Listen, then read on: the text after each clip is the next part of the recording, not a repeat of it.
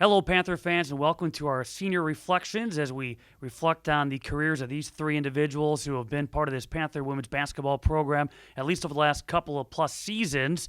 The class of 2022. My name is Matt Menzel, being joined by Cindy Staver, Michaela Schmelzer, and Michaela Santoro. And let's begin just, reflecting back on day one as a Panther. Why Milwaukee? What made Milwaukee your destination?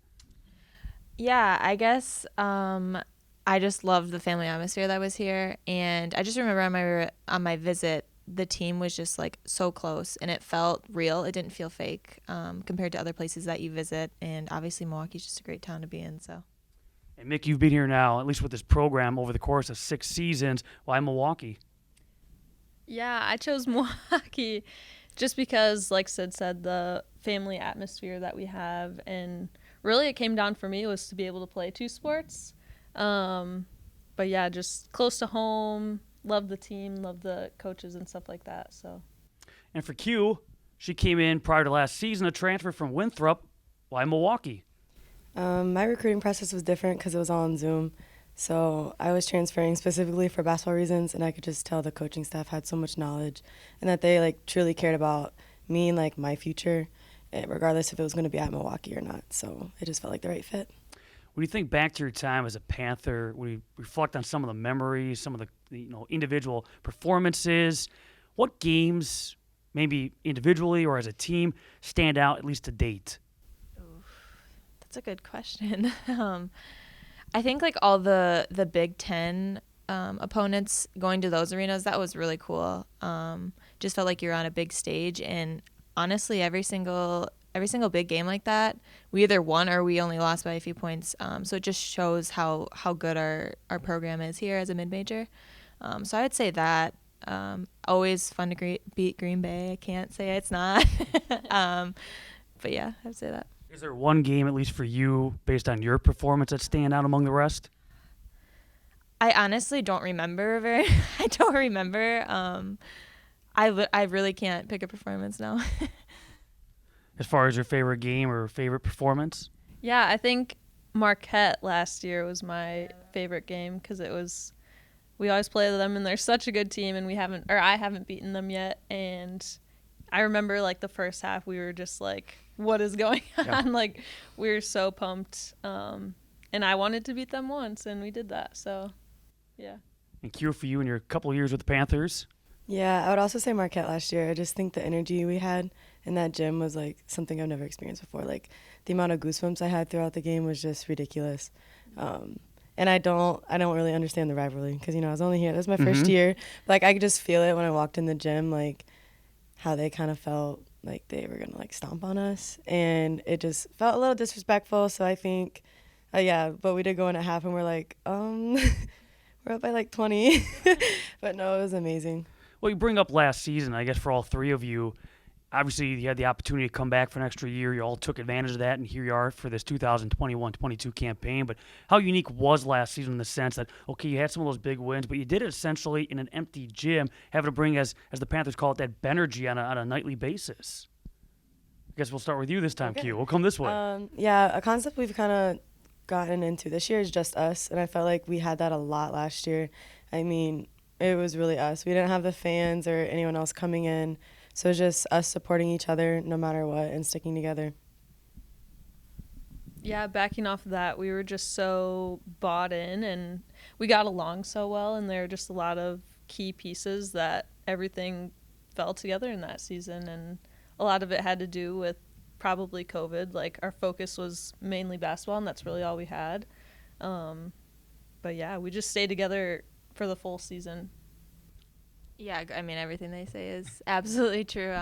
But just to how weird it was to have no fans. The first game this year when we had fans, I remember everyone being like, "This is so weird. I'm so nervous." There's people in the stands. But yeah, it was just us last year. When you look back at road trips, experiences outside of maybe just the basketball game itself, do you have a favorite road trip, a favorite experience from a road trip? We've been on some really good ones. New Orleans was awesome, but I guess my favorite would probably be New York. New York City was just amazing. It was a heck of a trip, no doubt about it.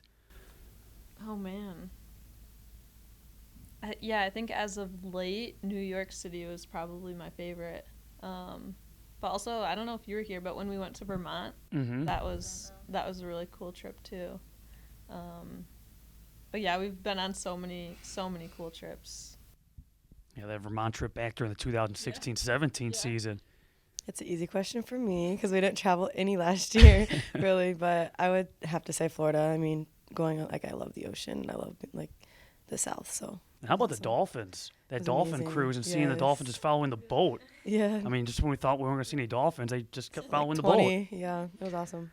When you reflect, too, I'm sure as you became college athletes, you probably got your fair share of advice from either parents or fellow college athletes. So I guess this might be a tougher question, but what advice might you have for your teammates that you're leaving behind or maybe future Panthers? I guess Q will start on your end again. Put you on the spot. Yeah. I would just say to leave a legacy.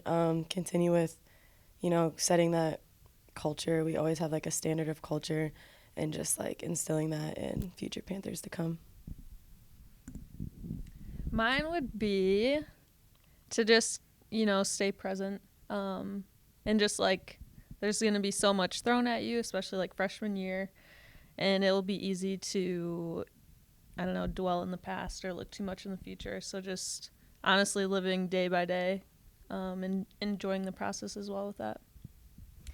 I would say, I guess enjoy the relationships while you're here, because I've noticed now with people that have graduated, my friends, you all have your own life outside of basketball. It's so nice to be on the same schedule. You're in the same place at the same time, other than obviously classes, but you actually have to plan when to hang out, like when you grow up, which is kind of weird. So I guess I would say that, like, don't take for granted like your college life with your friends.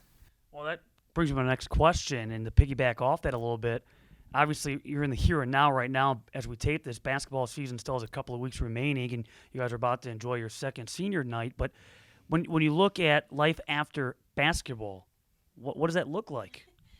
Mick and I were just roommates, and we were talking about this. And for those two, it looks pretty similar. But yeah, it's kind of scary that that's already here. I don't want those responsibilities yet. Like Mick and I were saying, like, you have people that help you out so much here, and like, what now? I have to go get my own groceries. I have to do, like stuff like that. But yeah, I'm super excited. I still have 2 years of school left, so I have a little bit. I got some more time to stay a kid. Yeah, I think for me, I graduate this semester, so I'll be done with school, and the goal is to play somewhere professionally, whether that's soccer or basketball. I would be open to either, but I'm not ready to give up the sports life yet, so hopefully that is the plan, and if not, I'll figure it out when it gets there. Yeah, for me, it's kind of the same. I'm not like turning down the option of going overseas. If I can still, hang on to basketball, I will. But I'm also graduating. So, I mean, other than that, I guess getting a big girl job. I might end up going back to school eventually, but I'll definitely take some time off. To wrap it all up, it's open mic night now. So now is an opportunity for you guys to take the microphone and look into that camera and say your thank yous to whether it be your family, your supporters, the fans, your teammates, everyone that's been on this journey with you as a Panther. We'll start with you, Q, as you wrap up your time as a Panther. Yeah, of course, thanks to my parents and, all the coaches I've had in my life. That's the reason I'm here. Thank you to every single teammate I've ever had. I've been through it with a lot of people. And thank you, Milwaukee. I really enjoyed my time here, especially the coaches. Kelly for keeping us all, on the court, especially. What we would do without Kelly, I don't know. But, I'm just so blessed to be here, so. Yeah, it doesn't seem like this moment would come, and it still feels like I'll be here next year, but obviously that's not the case. But yeah, just thank you to Milwaukee and the coaches, and just for giving me this opportunity and trusting in me and being able to play two sports. Not many people get that opportunity. To all my teammates, I've been so blessed to have a great team and support system around me, and just have some really good players to be able to play basketball with. Thank you to my parents, my family. They were always here for everything, and just their love for the game and their support really helped me through this journey. And just everybody who got me here as well. It was such a process, and just trust and believing in me and putting me in the right places, which eventually led me here. So, yeah, thank you. And, of course, your name will be forever in the record book. Good luck on passing number of games played and games started in her 6 years here as a Panther. Cindy, you're up next. There's so many people to thank. I mean, even down to like professors, thanking them for allowing me to be a student athlete in this program. Coaches, obviously, thank you for this opportunity. Support staff, Kelly, I don't know what you're going to do without me next year. You see me every day. No, thank you for everything. You're the reason I'm still running. My parents, my family, thank you so much for all the support. Every aspect of my life, school, basketball. No matter how I do, you always tell me you're proud of me, and I appreciate it so much. Gosh, I feel like I'm missing so many people. There's so many people to thank. Teammates, Matt, thank you for all the time that you put in with us. Watching us, you're our biggest fan. Man, I don't want to miss anyone. I said teammates. There's too many people. There's so many people to thank, and I just want to let you know that I'm grateful for you. So. Well, on behalf of the Panther fan base, thank you to the three of you for all you've done for Panther women's basketball. All the best in your future endeavors, and thanks for sitting down and reflecting on your time as a Panther. All the best, and hopefully the best is yet to come. And that is it for our senior reflections here in 2022. Again, thanks to the class of 2022, and thank you for watching here on the Black and Gold Network.